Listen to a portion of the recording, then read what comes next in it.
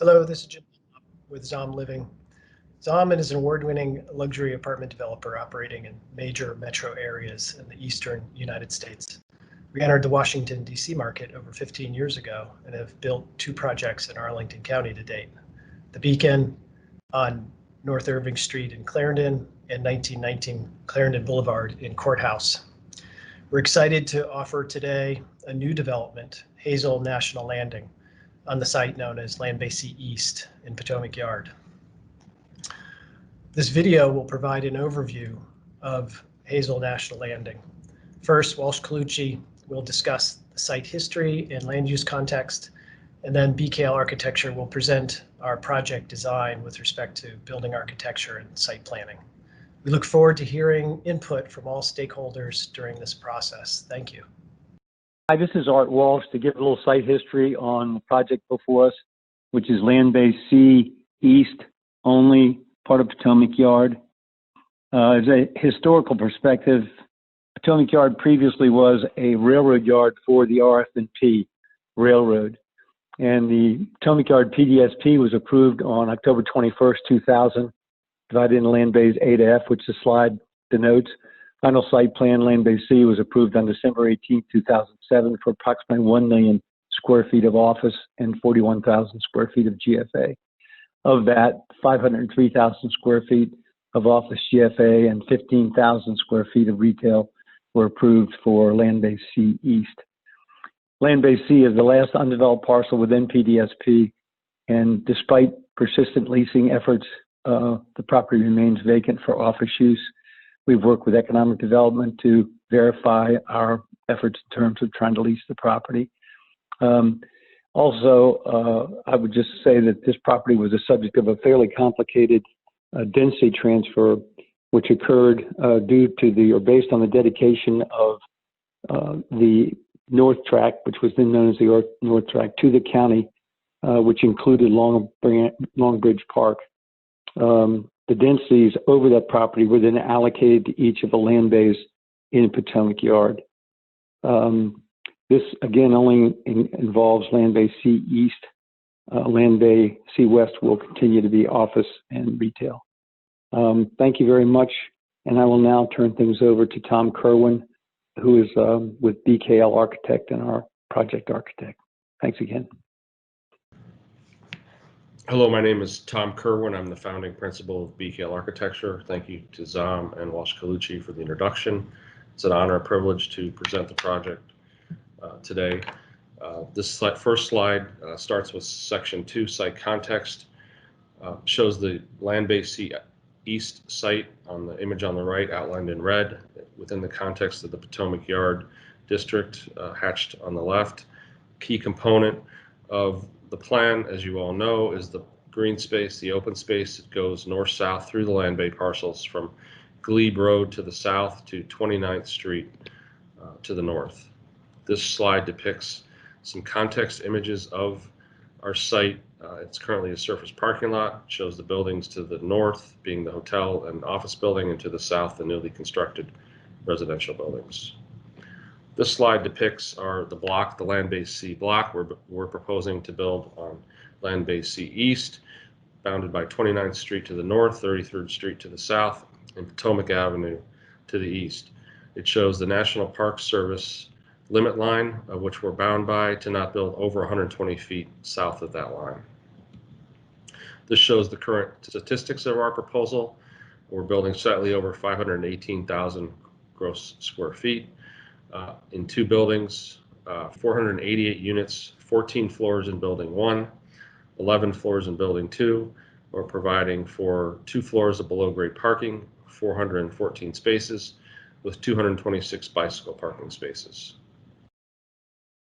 This shows at the same scale the site plan that was approved in 2007 and our current proposal, and it shows that we're holding within the gross floor area that was approved in the plan from 2007 of 518,182 gross square feet.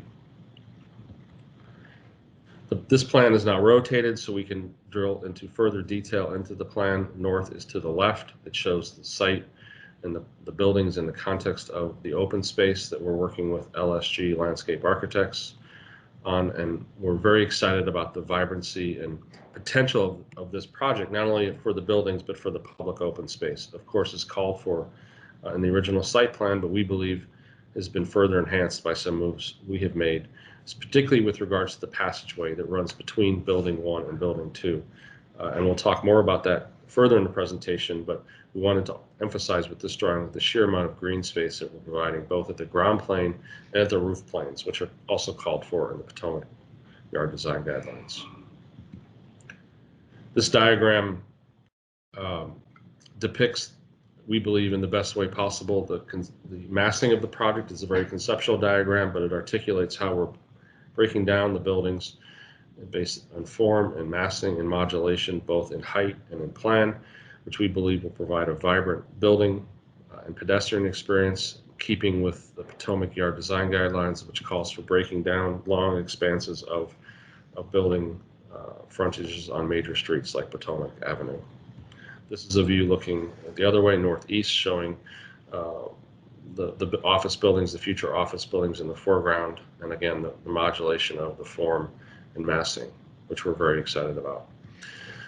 From the very conceptual diagrams to really drilling down into a detailed diagram of the skin, or detailed rendering of the skin, and we'll show more overall renderings later in the presentation, but I wanted to first show you the level of detail and depth and materiality composition of the skin itself. And we're very excited about the use of brick. Obviously, the Potomac Yard Design Guidelines call for masonry buildings. Our building is primarily masonry.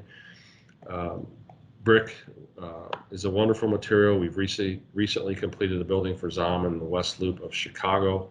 We're honored to be doing the second building, both buildings using brick as their primary material. The richness and depth and joinery and modulation that one can achieve through brick, it's really one of my favorite materials to work in. And you'll see that we're looking at providing depth, shade, and shadow, not only with the brick itself, but with the introduction of balconies in certain areas. Energy efficiency is also really important to the project and to all of us, of course. And by nature of the way this site is organized, the long faces of the building run on the east and west faces of the building, which tend to be the faces that get the most solar heat gain, particularly in the afternoon on the west face when the sun's lower in the sky. And you'll see that the balconies that we've incorporated into the design not only will provide great, wonderful spaces for the residences, but also provide shading devices for solar heat gain into the units. This shows the ground floor plan, the vibrancy of the ground floor plan as called for in the design guidelines. We believe we've maintained and enhanced. We've located the retail at the two corners for hopefully the increased viability of the retail with foot traffic and also vehicular traffic. The two residential lobbies flanking this passageway.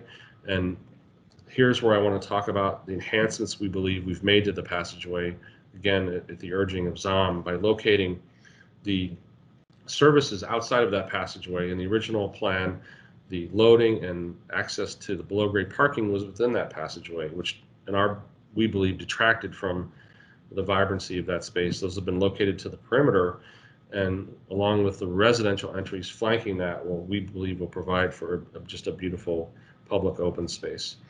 The townhouses, which also residential entries accessible from the ground, is also something called for in the design guidelines, and we're excited about locating townhomes facing west, facing the public open space. And you see the amenity space in red for building 2, which flanks an outdoor space, which I'll talk in more detail about, a covered outdoor space. Shows the typical residential plan. We're building a mix of studios, 1 bedrooms, and 2 bedrooms. This drills further down into the landscape plan. We're very excited, again, about not only the building, but this great public open space and the sheer amount of green space that we're providing, both at the ground plane and at the roof planes, as called for in the design guidelines. Here, I want to talk about the overall image of the building, the 5 blocks as depicted between building 1 and building 2, the modulation of the height, and also in plan to provide what we believe is a vibrant composition, further enhanced by the passageway between buildings 1 and buildings 2. You see the base and how it is articulated.